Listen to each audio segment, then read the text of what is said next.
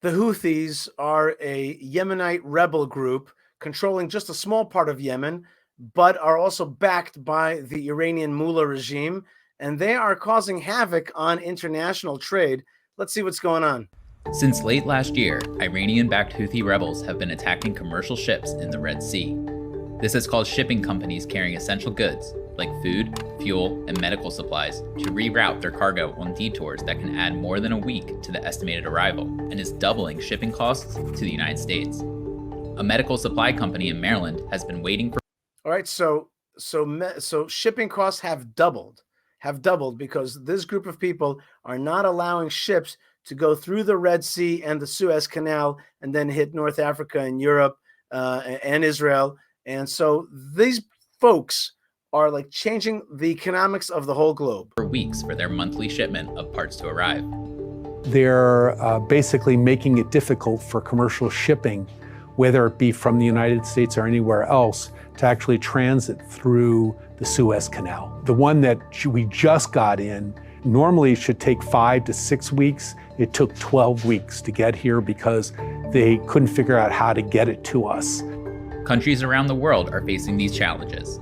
The Houthi attacks are increasing the cost of food, medicine, and fuel, hurting the people who need it most, like in Yemen and Gaza.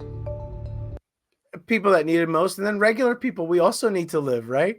Okay, yeah, people need supplies, and the Gaza thing, they have to throw in, that the Houthis are actually, hurting the Gazans. But the bottom line is they're hurting the world by stopping shipping in this very important shipping lane. The whole Suez Canal was created so that you didn't have to go around the Horn of Africa, and you could just ship direct to Europe through this, canal system. So now these small band of rebels that control a part of Yemen are undermining world trade. We're talking about real human impact here. This adds more costs, more delays, food spoils, medicines expire. So that's why we and other nations are joining together and calling on the Houthis to stop these reckless attacks on Red Sea ships. What?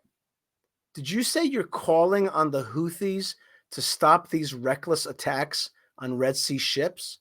Are you calling on them? Are you having a nice chat with them? Maybe we should have tea with them and crumpets and really just sit down around the table and talk about maybe they should stop terrorizing because it's hurting the whole world.